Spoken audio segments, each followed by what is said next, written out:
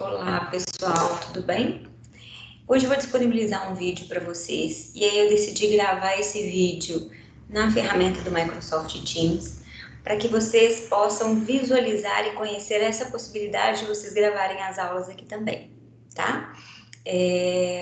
Nós estamos nos ambientando ainda com a ferramenta, mas tem uma atividade que nós vamos fazer lá na frente que eu pedi para gravar um vídeo, um podcast, então eu vou deixar essa possibilidade que você pode gravar aqui também. Então, olha só, nós vamos compartilhar minha tela. Nós vamos falar nesse vídeo sobre algumas ferramentas digitais que podem ser utilizadas para nós tratarmos as metodologias ativas.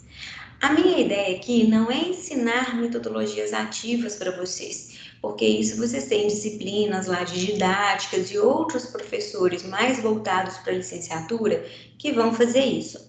Mas a minha ideia é mostrar que dentro das metodologias ativas existem ferramentas digitais que podem ser utilizadas para complementar a nossa aula e que são ferramentas gratuitas. Tá? Outra coisa, eu não vou ensinar para vocês como mexer nessas ferramentas, não vou dar um curso de ferramenta digital, não. Mas vou mostrar que a ferramenta existe e para que ela serve. Combinado? Então, antes da gente entender sobre as metodologias ativas e sobre as ferramentas digitais, nós temos que lembrar que para gerar o conhecimento, nós passamos por alguns estágios. Né? Eu tenho ali, eu mostrei para vocês, né? Primeiro a gente gera uma informação, dessa informação, quando eu consigo fazer alguma coisa, eu gero um conhecimento, quando eu começo a interagir com as pessoas, esse conhecimento, ele é concatenado com as minhas experiências e a partir disso eu realmente afirmo que eu sei alguma coisa. Então, existe um modelo que a gente fala que é a consciência da competência, tá? Então, nesse modelo que vocês estão vendo, eu tenho ali, na vertical, o que a gente chama de consciência, e na horizontal, o que eu chamo de competência. Nós, quando vamos aprender alguma coisa, a gente passa por estágios. O primeiro estágio, a gente diz que nós somos incompetentes e inconscientes. O que quer dizer isso? Quer dizer que você não sabe o que você não sabe. Vamos pegar um exemplo. Um bebê que nasceu. Um bebê que acabou de nascer, ele não sabe andar. Mas ele também não sabe que ele precisa saber andar. Então aquilo não faz sentido para ele, porque ele não conhece, ele não tem o conhecimento, mas ele também não sabe da necessidade de ter aquele conhecimento. Mais à frente, quando a gente vai desenvolvendo, a gente passa para o segundo estágio. O segundo estágio é quando eu sou incompetente e consciente. Eu sei que eu não sei. Então, um exemplo, eu sou bebê, quando eu nasci eu não sei que eu preciso andar. Quando eu estou começando, né, a crescer, o bebê ele começa a se desenvolver, ele sabe que ele não sabe andar, porque ele vai tentar pegar alguma coisa e não vai conseguir, porque ele ainda não tem consciência e não sabe andar. Com o passar do tempo, ele começa a desenvolver e aprender a andar, porque ele sabe que ele precisa ter esse desenvolvimento, que ele precisa andar.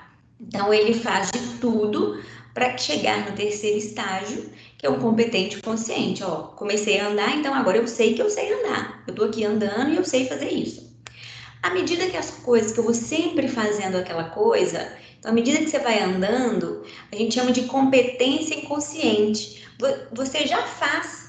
Então você não começa a pensar se você sabe ou se você não sabe. Já está tão inserido no seu contexto que você já faz aquilo. A mesma coisa é a educação. Então, chega um aluno para a gente, muitas vezes ele não sabe o que ele precisa. À medida que nós formos desenvolvendo, ele se torna incompetente consciente, porque ele sabe que ele precisa aprender, ele aprende e depois aquilo fica normal, fica natural, até chegar no quarto estágio. Então, quando a gente desenvolve competência, eu estou desenvolvendo o saber e o fazer. E é isso que as ferramentas digitais têm que ajudar. A gente tem que ajudar os alunos a entenderem o que eles sabem e colocar isso em prática, porque isso é o conhecimento. A partir disso, até pus aqui, né? Eu falei, mas vou deixar os slides para vocês. A partir disso, surgem o que nós chamamos de metodologias ativas. O que é metodologia ativa? É quando a gente coloca o aluno como centro da atividade de ensino. Então, eu começo a desenvolver autonomias que não se torna só uma transferência de conhecimento, e o professor ele não é o único detentor do saber, e não é ele a função de transportar a informação apenas. Então, o aluno, ele passa a ter uma autonomia reflexiva para desenvolver o seu próprio conhecimento. Na primeira aula, eu falei com vocês, mais do que ensinar que 2 mais 2 é igual a 4, é importante ensinar como chegar ao resultado 4. E é isso que a metodologia faz. E a metodologia ativa, ela surgiu por causa disso aqui, né? Há uma pirâmide em que é identificado que quando a gente ensina as outras pessoas, ou quando a gente executa, quando a gente discute, a gente aprende mais. Então, quando a gente só lê ou quando ouve ou observa, o nível de aprendizagem é menor. Então, eu trago essas práticas de discutir, de trazer experiências, de ensinar as outras pessoas para dentro da metodologia ativa, em que o aluno é o centro, ele tem autonomia, o professor ele vai ser um facilitador, e o professor ele vai trazer coisas da realidade do aluno para dentro da sala de aula. E a partir disso o aluno consegue ter um desenvolvimento de conhecimento maior. Então, a partir disso surge, né, o que a gente chama das culturas digitais. Então, com a tecnologia de informação e comunicação, as escolas elas implantam, né, começam a implantar as ferramentas digitais para gerar esse conhecimento e essa autonomia e reflexão do próprio aluno. E aí surgem várias oportunidades pedagógicas para isso, mas sempre pensando na cultura da construção, da criatividade, da reflexão. E aí tem um novo comportamento, um novo código, né? O formato de professor e aluno ele se modifica dentro dessa cultura dessa cultura digital e dessa prática de metodologias ativas. E é isso que eu vou mostrar para vocês e trazer algumas ferramentas para que possam ajudar vocês nisso. Então, uma das metodologias ativas que existe são as tarefas adaptativas online. O que é essa tarefa adaptativa online? É quando você coloca um banco de questões para que as pessoas elas consigam fazer as tarefas, mas esse banco de questões ele vai nivelando de acordo com o conhecimento das pessoas. Então, por exemplo, você coloca um banco de questões e à medida que o aluno vai fazendo, esse banco ele vai melhorando, colocando uma certa dificuldade, ele vai pegando informações que são mais difíceis de serem acessadas, então ele vai construindo essas questões para os alunos. A ideia é que eu tenho uma vantagem ali, de que eu não preciso, já existe um banco, ele mesmo faz o manuseio dessas informações, e eu tenho as correções automáticas, então para o professor é bom, para o aluno é bom, e o principal, evita esses processos psicotraumáticos, né? Aquela dificuldade de ir lá, sentar e fazer a prova, eu vou fazer a prova, fico nervoso, esqueço. Como eu estou ali online, eu tenho uma possibilidade melhor disso, eu sei lidar melhor disso. É a ideia de que não tem ninguém me olhando, eu estou fazendo do outro lado, então talvez fique mais fácil. A gente tem como ferramentas online vários aplicativos e várias ferramentas digitais, tá? Eu gosto muito de três, na verdade. Formulários Google, então quem teve a oportunidade, vocês podem clicar em cima do link que eu vou deixar para vocês, tá? E abrirem isso. Então, o Formulários Google, ele é um formulário em que você pode fazer questões, vou pegar um aqui pronto, em que você pode fazer questões, né? Por exemplo, questões abertas, pergunta e resposta, são várias, né? Respostas curtas, parágrafo, caixa de seleção, upload de arquivo. Vocês provavelmente vão usar muito isso nesse momento de ensino remoto. E o legal do formulários Google é que vocês também podem, ele corrige as questões fechadas, tá? Principalmente as fechadas. Por que eu falo as fechadas? Porque as abertas, ele olha muito o nível da palavra. Então, se você escrever uma palavra, por exemplo, maçã, com o tio, e o maçã é sem o tio, ele faz essa identificação. Então, ele coloca errado, porque o formato que você escreveu é diferente do formato que o aluno escreveu, tá bom? Um que eu gosto muito também é o Kahoot. O Kahoot, ele é um jogo de perguntas e respostas, tá? Ele tá em inglês, mas ele é bem simples. Ele é um jogo de perguntas e respostas, em que nós podemos, o aluno, ele pode, por exemplo, você pode estar numa sala de aula, fazer a pergunta, as opções de resposta vão aparecer no quadro, no seu computador e no computador do aluno. E aí, no computador do aluno, ele mesmo vai lá e responde no computador dele e a gente recebe no nosso computador. Então, isso tem essa possibilidade também. Eu gosto muito do Kahoot para isso. Ele é bem legal. Vocês conseguem criar aqui, ó, create. Vocês conseguem criar de uma forma fácil. Às vezes tem uns que já trazem templates para isso, templates formativos. E o legal também é que às vezes, se a criança não sabe ler, ela olha a cor e marca qual que é a cor da resposta certa.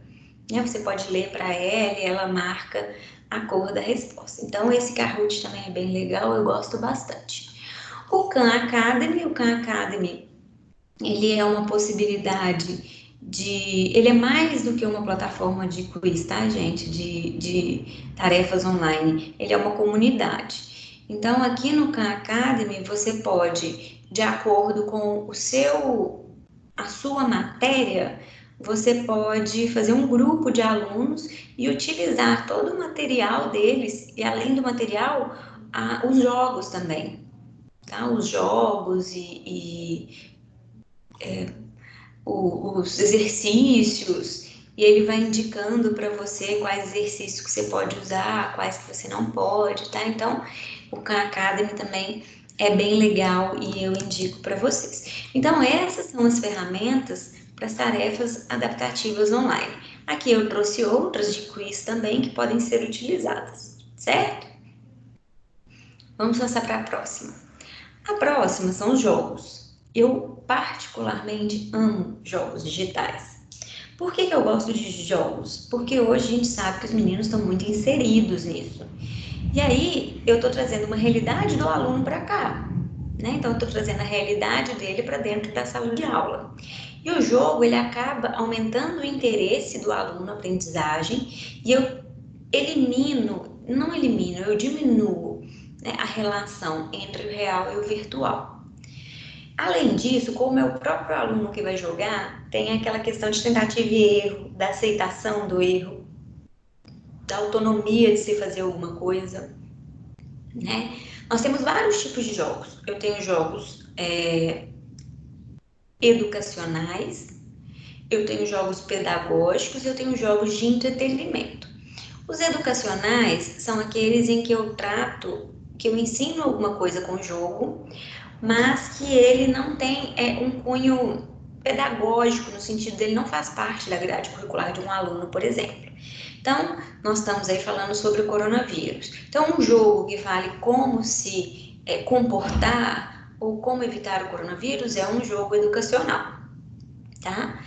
Ele não tem uma parte pedagógica, mas ele desenvolve habilidades sociais e intelectuais do aluno.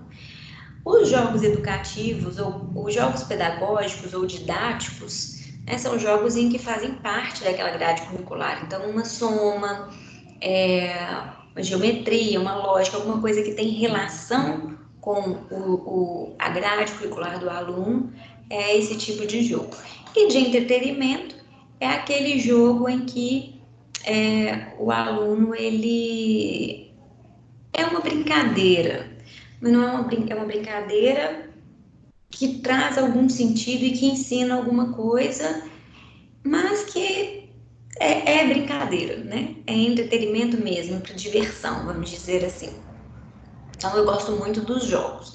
Eu trouxe aqui para vocês vários jogos. Eu gosto muito desse aqui, ó, atividades educativas, e do Racha Cuca. Porque Racha Cuca. O Racha Cuca, ele é um jogo muito voltado para a parte de lógica e matemática. Vocês vão ver que tem muitos jogos que vocês já conhecem, né? Paciência, Batalha Naval, Dominó. E aí você pode vir aqui, ó, escolher raciocínio, né? Quiz. Então tem vários jogos disso. Um outro que eu gosto muito é atividades educativas. Ele é um pouquinho feio. A interface dele não é legal, mas ele tem muita coisa. Então, além dele separar aqui, ó, você pode digitar,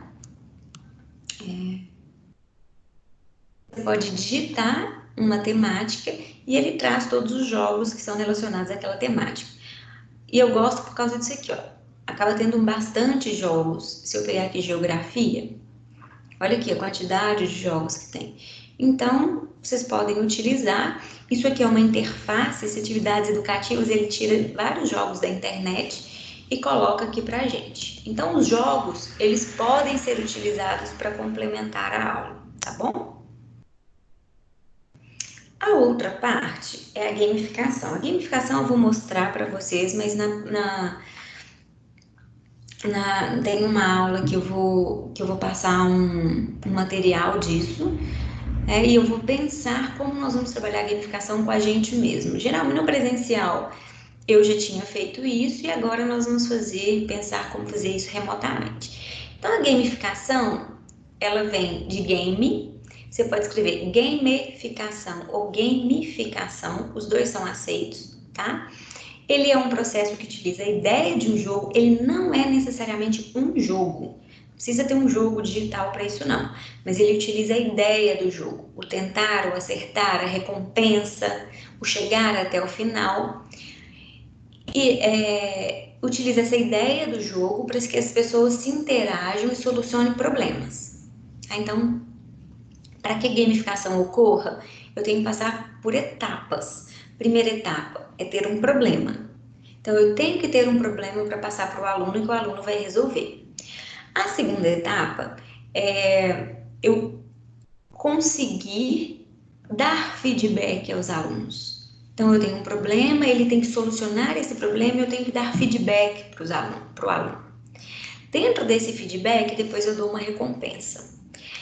Mas a diferença da gamificação com as outras coisas, com as outras metodologias, é que eu não vou esperar chegar ao final para dar um feedback. Né? Não é acertou, ganhou, errou, perdeu. Eu tenho que acompanhar esse desenvolvimento, eu tenho que acompanhar esse processo. Não é só corrigir uma atividade e dar a pontuação, porque senão isso é igual ao nosso boletim antigo, né? Passou, sua nota é azul, não passou, sua nota é vermelha. Nós temos que acompanhar o desenvolvimento e dar oportunidades para que o aluno ele se direcione a outros caminhos e aprenda e acerte. Então, nós temos ali vários tipos de gamificação. Tá? Uma gamificação que eu trouxe aqui para vocês, que é o que geralmente eu faço em sala quando a gente está no presencial, é colocar ações, badges são medalhas, né? Obrigatório e opcional, e os pontos se existirem. Então, aqui no caso opcional, por que está opcional? Porque você não é obrigado a fazer isso, mas se você fizer, você ganha alguma coisa. E além disso, esse opcional está vinculado à parte obrigatória.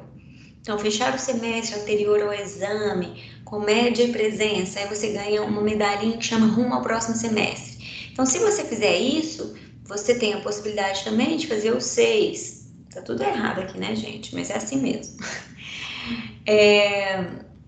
Tá ao contrário aqui, tá? Tá trocado. Mas 1, 2, 3, 4, 5.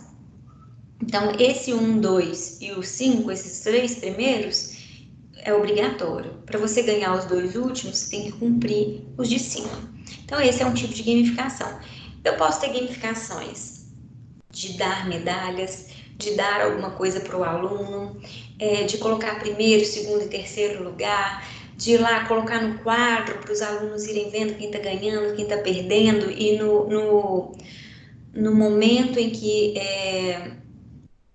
no decorrer do jogo, no decorrer de alguma atividade, eles visualizem e tenham a oportunidade de mudar de posição. Então, essa é uma gamificação, tá? Aprendizagem baseada em fenômeno é um outro tipo de metodologia ativa. É uma metodologia que ela vem da Finlândia, né? A Finlândia é um dos lugares mais em que a educação é realmente de qualidade, em que eu coloco um fenômeno para explicar alguma atividade minha.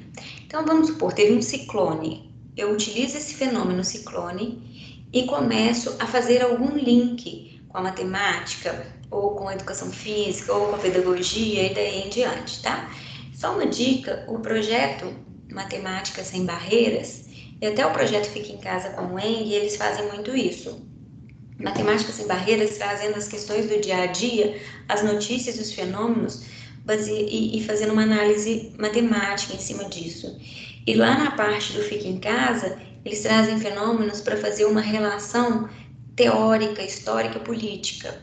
Então, isso aí é uma metodologia ativa. Nesse caso, como que a gente pode utilizar as ferramentas digitais nisso? Levando vídeos sobre os fenômenos. Existe uma parte no YouTube que chama YouTube Edu. Vocês entram no YouTube normal. Depois que vocês entrarem no YouTube normal, vocês procuram dentro do YouTube, pesquisar YouTube Edu. Esse YouTube Edu é uma plataforma educacional dentro do YouTube que o próprio YouTube desenvolveu, tá?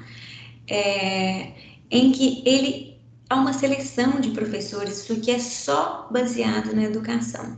Então, há uma seleção de professores, os materiais são de qualidade realmente, tem matérias desenvolvidas. Então, isso aqui muitas vezes traz fenômenos e faz essa analogia dos fenômenos que acontecem e que podem ser utilizados. Então, essa é uma ferramenta que eu também indico a vocês, tá? Então, dentro desse YouTube Edu, deixa eu só voltar aqui. Tem os vídeos dos fenômenos, vocês podem utilizar os jogos digitais para isso. Os jogos digitais, vocês também podem montar um Google Maps, fazer visita online, ver a questão dos museus, né, dos espaços, para indicar um fenômeno e explicar esse fenômeno baseado no seu conteúdo. Outra parte que tem uma metodologia ativa é o aprendizado baseado em projetos, é onde você faz um projeto e você vai ensinar as coisas baseadas nesse projeto ou num produto. Por exemplo, nós vamos montar um carrinho. Para montar esse carrinho, eu tenho vários conteúdos que podem ser abordados. Então, você aborda os conteúdos e tem um produto final, que é o carrinho. Então, qual que é a vantagem disso? Você tem grupos de pessoas trabalhando juntos, é uma construção colaborativa, ele vai pôr a mão na massa, ele vai procurar, ele vai criar aquela necessidade de saber, porque ele precisa saber para montar e para no final ele ter um resultado. Então, para fazer essa aprendizagem baseada em projetos, o que eu indico para vocês? Pedir eles para montarem vídeos de um determinado tema. Então, vou fazer um teatro ou vou fazer uma experiência e eu monto vídeos relacionados à experiência. O faça você mesmo, pedir eles para montar algum tipo de jogo, né? Fabricar produtos, eles mesmos vão fabricar o produto ou eles mesmos vão montar as peças teatrais. E vocês podem utilizar também os offices, né? Fazer infográficos, fazer apresentações, tudo que nós vimos lá na nossa primeira aula quando a gente viu o Google Drive. Então, essas são as ferramentas e as possibilidades que a gente tem para utilizar o baseado em fenômenos, tá? Uma outra oportunidade que tem é a aula invertida. O que é a aula invertida? Ela é um tipo de ensino híbrido em que eu misturo a parte online e a parte presencial. Então, você tem aqui uma parte online em que você disponibiliza vídeos, textos, podcasts ou qualquer coisa que seja importante de maneira online para que o aluno estude. Quando ele vai para a sala de aula, nós utilizamos alguma metodologia para mediarmos esse conhecimento que foi adquirido antes. Então, o aluno, ele lê antes, na casa dele, né, antes de ir para a sala presencial, e quando chega na sala presencial, a gente faz algumas práticas para desenvolver esse conteúdo que já foi estudado. Então, aqui o professor, ele não vai passar um conteúdo novo para o aluno já sabe aquele conteúdo que está sendo passado. Existe uma técnica que diz o seguinte: para você fazer essa aula invertida, primeira coisa, escolhe um tema. Escolhe o que você vai trabalhar. Não adianta ser um tema muito abrangente, tem que ser um tema específico. Então, eu escolhi, vamos falar sobre ensino remoto. Escolhi o tema. Agora, o aluno, ele vai ter que pegar um material, estudar esse material e pensar como se ele estivesse ensinando, aqui fala, ensine para um leigo, como se estivesse ensinando para uma criança também, né? Eu tenho que uma linguagem simples, né? Não pode ser uma coisa, tem que ser uma coisa em que seja todo mundo entenda o que está sendo feito. Então eu escolhi um tema, vou ler esse tema que meu professor me deu, né? Depois que eu ler esse tema, para eu estudar ele, eu vou pensar em estudar como se eu fosse explicar para alguém que nunca viu aquela temática. Vou entender quais são as dificuldades da temática e vou criar técnicas para que eu aprenda sobre aquilo. E quais que são essas técnicas que a gente que reveja e simplifique? Isso aqui vai muito quando a gente está lá na sala de aula e o professor começa a fazer mediação, que o seu colega fala, e que você começa a identificar lacunas que você não identificou quando você leu ou ouviu um vídeo sozinho. Então, essa é uma técnica. Lembre-se sempre, escolha um tema e faça os alunos estudar esse tema como se fosse ensinar para alguém ou para uma criança. Aqui nós temos algumas ferramentas que podem ser utilizadas para aquela parte online, né? O Google Sala de Aula, o Moodle, YouTube, aí o YouTube Edu e o Khan Academy, que eu já disse para vocês. Então, os links estão aqui e vocês podem utilizar. E aí eu volto a dizer para vocês, isso aqui são exemplos de ferramentas. A minha intenção não é ensinar as metodologias ativas, certo? Para a gente definir essas ferramentas, eu trouxe um macetinho aqui para vocês que eu sempre faço nas minhas aulas. Então, por exemplo, primeiro, por que você vai utilizar aquela ferramenta? Então, escolhi lá os jogos digitais. Por que eu vou utilizar os jogos digitais? Porque os alunos estão desinteressados. Quando que eu vou usar? Qual que é a periodicidade? Ih, gente, qual que é o período que eu vou usar essa ferramenta? Então, uma vez por mês, né? Aqui uma vez por mês é pouco, mas assim, uma vez por mês eu vou usar os jogos digitais. Quais são os benefícios que esses jogos digitais vão trazer? O divertimento, interesse, vai nivelar minha turma. Então, sempre lembre-se de pensar ao utilizar uma ferramenta digital, porque, quando e quais são os benefícios que essa ferramenta vai trazer. E mais, quando utilizar uma ferramenta digital, mostre para o aluno que aquilo que você está usando tem relação com um conteúdo, para ele não achar que é uma aula de informática ou ele não achar que é mais um dia de brincadeira, de jogo, por exemplo. Então, olha, nós vamos jogar agora um jogo que é uma lógica, e essa lógica vocês viram em algum lugar lá na aula de ontem na sala. Ou então essa lógica é relacionada àquele texto de fulano que vocês leram. Então eu tenho que fazer essa relação. Então, definir por que, quando e os benefícios que aquela ferramenta vai trazer, e mais do que isso, a que conteúdo se relaciona, para não ficar simplesmente uma brincadeira entre os alunos, tá? Então é isso, parar aqui. Então é isso. E nós vamos depois discutir. Eu espero que vocês interajam, vejam, visualizem esse material, cliquem lá nos links, entrem, joguem, fuçem, porque assim a gente aprende. Então, algumas ideias estão aí para vocês, tá bom? Dúvidas, se tiverem, pode deixar nos comentários, que eu vou tirando as dúvidas de vocês.